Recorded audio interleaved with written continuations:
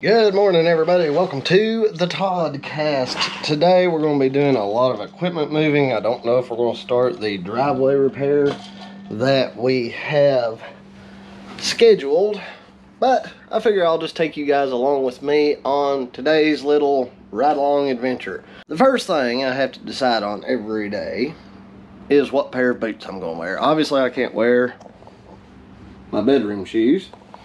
So, luckily for you guys, I just went on a boot shopping spree. I tend to wear my boots out completely, and these are very much close to wore out. They're no longer waterproof, even though I do use mink oil on my boots to keep them fresh. You probably can't see down in there, but the insoles are destroyed. They get wore out from walking a lot.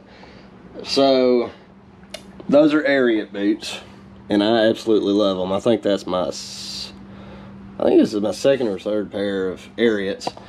Now, just to clarify to you guys, I'm not sponsored. None of these boots have been sent to me. I paid full price for everything. So, these are, and it's strange. I don't wear the same brands of boots. Every boot has its purpose. On a day that I'm just going to be driving, most of the time I will wear these. If I'm just going to be hiking, this is like my third or fourth pair of this exact same boot. They're Carhartt, and they are just super comfortable from the get-go. And despite being comfortable from the get-go, they last a good long time. That's neither here nor there.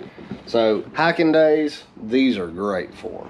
Now, back when I used to be a climber and I had my tree service, I had Carolina loggers. Carolina loggers were a good boot. They were good to climb in. They had a shank in them in the sole, so when I wore my spikes, when I put my foot in the stirrup, and the stirrup goes along right here, which these boots have it too, gives you arch support, and it doesn't feel like you're standing on the rung of a ladder as bad all day. These are Red Wing boots, and I initially tried these on.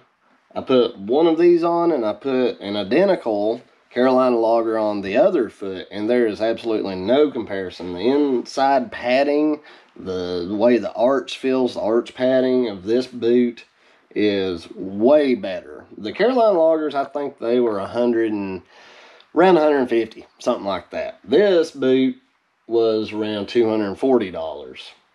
Well, a pair of them anyway. I figure that goes without saying.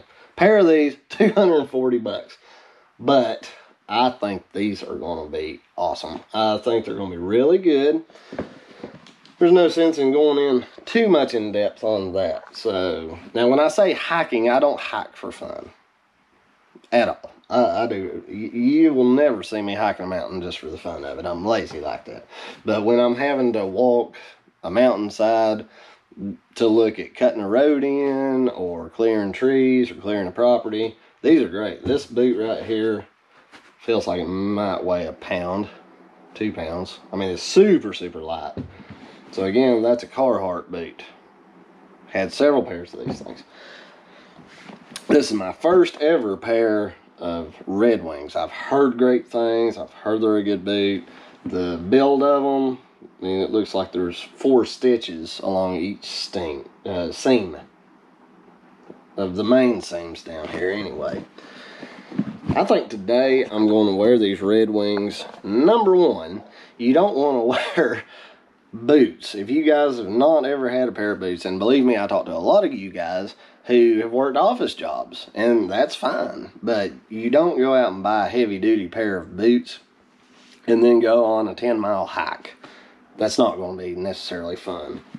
Even though I'm kind of wondering if these wouldn't be comfortable that first run. The issue is the bend of your ankle at the foot. This leather is super stiff, so when you go to step, it doesn't want to give. And this is a 6-inch rise from here to here, 2-inch heel. I believe it's a 6-inch, I believe. So it doesn't give when you go to step. I'm going to wear these boots from the get-go till they get good and broke in. Hopefully I can have them broke in before I have to go on a long walk carrying a chainsaw. And that's the main thing, is having these to hike around in the woods and running chainsaw. Because you need to have your feet protected too. You never know when your chainsaw is going to kick, get pinched, or whatever. But I don't want to be going off on a new job with brand new boots that aren't broke in. I like to break them in a little bit slower. So driving, just moving equipment will be great. So that's what we're doing today. We're going to go out, we're going to move the excavator to one job, move the tractor to another job. I'll go over those jobs with you, and we're just going to hang out and make it a Todd vlog kind of day.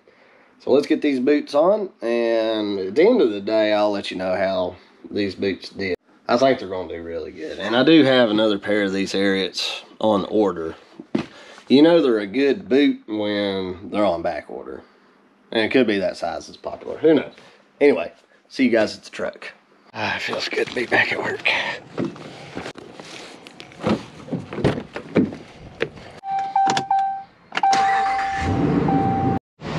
Alright, let's pre-trip this thing and get going.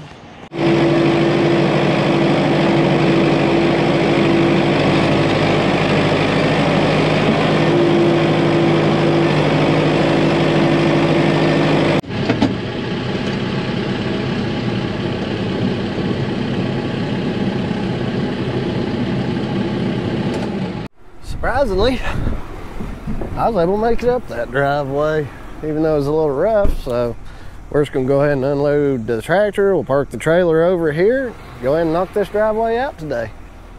We got our tractor perched. I'm gonna have to loosen that adjustment link right there to drop this side to where it's the only side that digs in, because the first leg of this job starts right in here. And what it is this road is starting to cup in the tracks, and the road's just sinking. It's not muddy at all. I just want to do a light touch-up grade through there, all the way down to that big oak tree right there. So let's just make an adjustment and get this thing going. Now, I've got my draft control lifted all the way up. And I'm going to ease back here.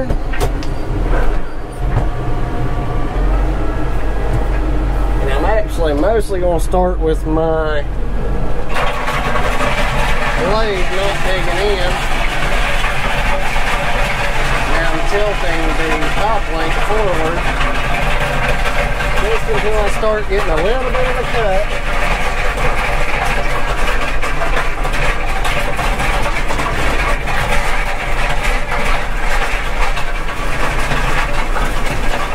There we go. Now we're just going to glide along, letting that blade kiss the right side of the road. See that material pouring over from right to left. Now I can speed up and it'll sling it farther. Just like that.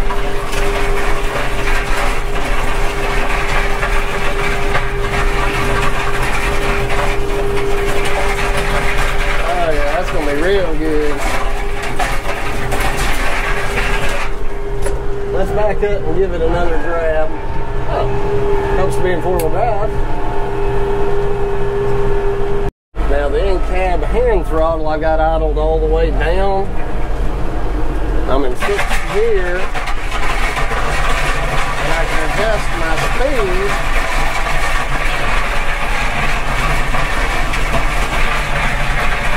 with fuel.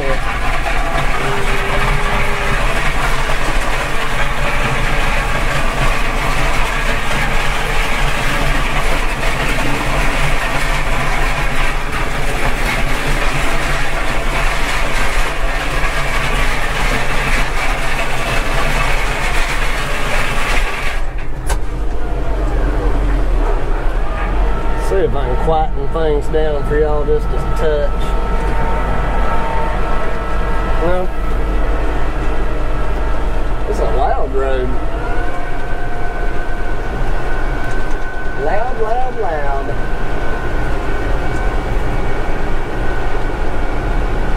You can see that road bond over there goes a pretty good ways. I might bring one load up here just to get some more fines on the road.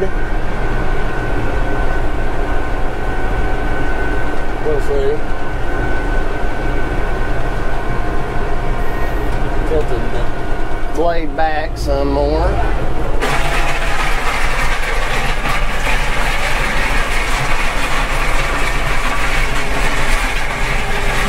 Dusty, isn't it? Dry, dry, dry.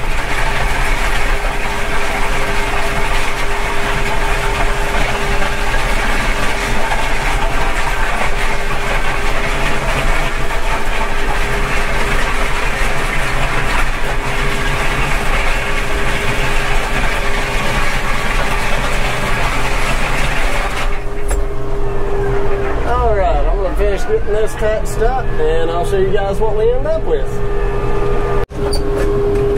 Super dry. Now I'm just going to use the back blade to work that loose material out.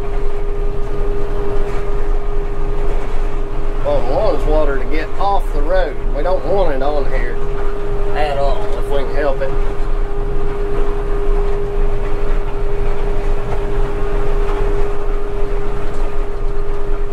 Better and better.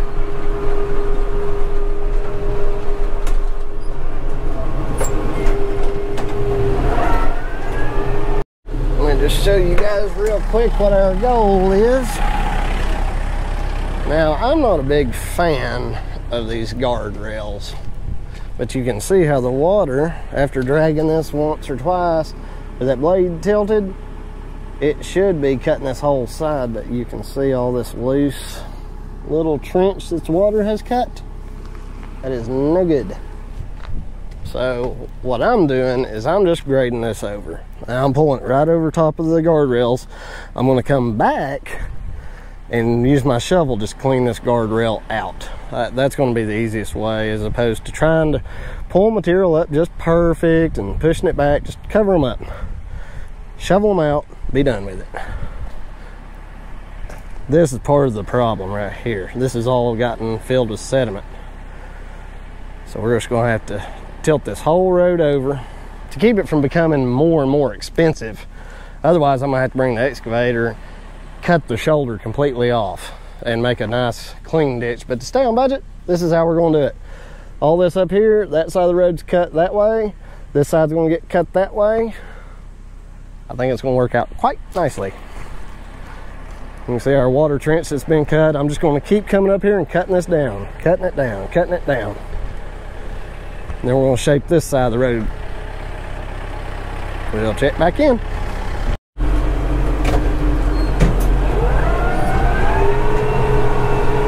Clean this ditch a bit.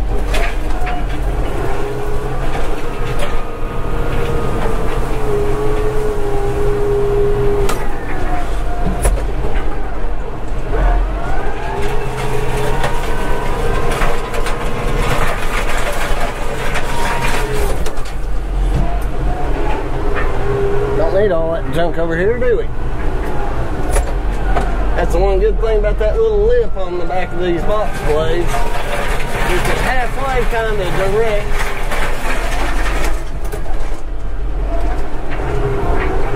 direct everything that you got happening.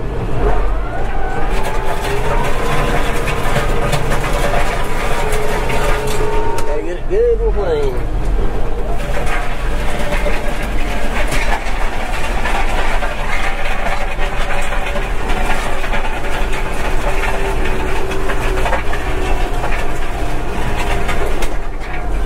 A little bit better, isn't it?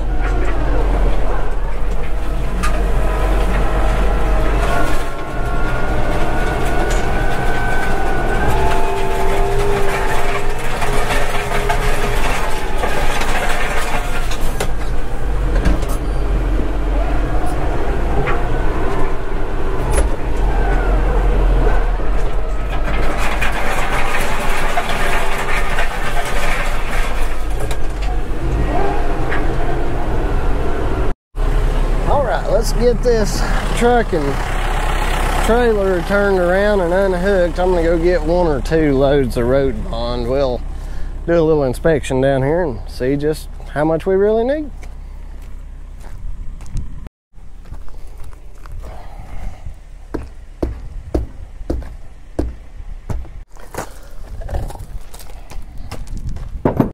Just got back to the job. Unlock my I got an air locker in the rear end. So let's see how this loaded dump truck goes up through here. Feels pretty smooth. I just want to see if we spin easy going up through here on this part.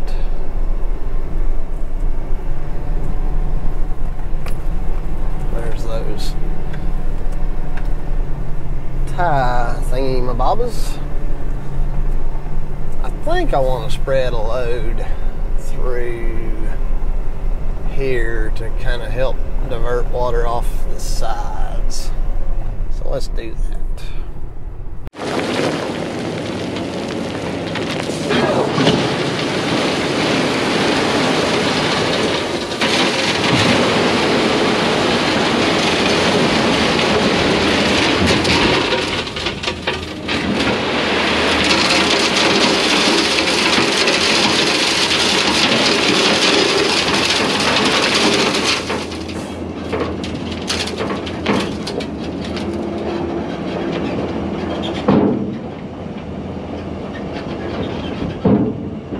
Well, I honestly thought that spread was going to look terrible.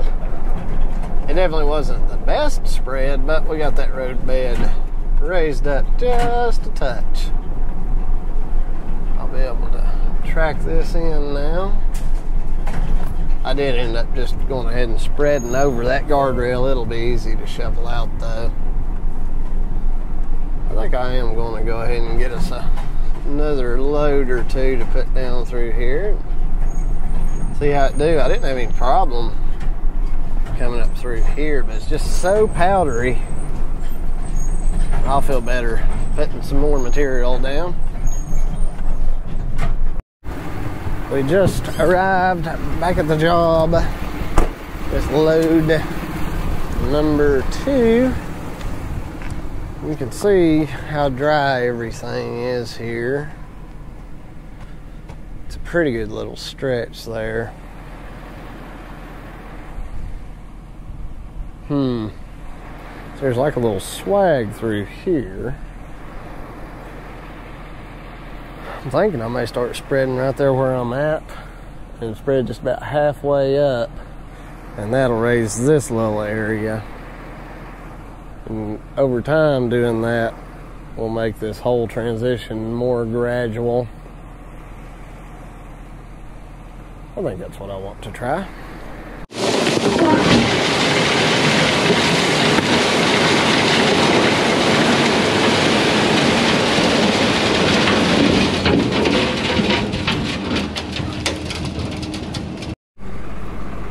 We just got, let's see, 4 8-ton loads down. Well, that was the average. One was 10, 8.5, 2 8s. So I got a little extra material. Got my trusty shovel. We're gonna go down here, touch up the spread over the whole driveway. Then we'll clean those guardrail water diverters out.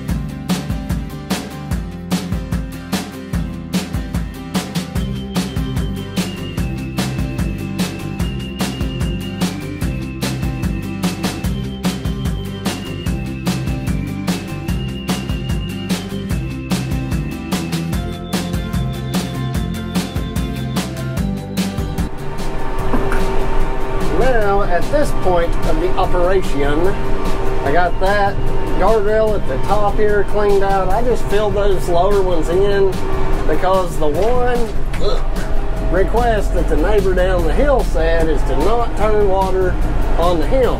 So I got that whole steeper section of road banked this way. So that should definitely help with water running down the road. I always prefer to split the water by crowning the road, but when you have a specific request, you just got to work with it. And that's what we're going to do. I think it's going to turn out pretty good. It's a pretty aggressive dip. Got that guardrail. I don't really like that. However, as I said, that's just what we got to deal with. I'm going to run up and down through here a whole bunch of times. Even though I have ag tires on this tractor, it actually does a good job compacting road pond. It'll look kind of scuffed on the upper surface, but the sub-layer, it gets packed really well. I'm just going to keep on working this thing over and try to get this road to set as good as possible.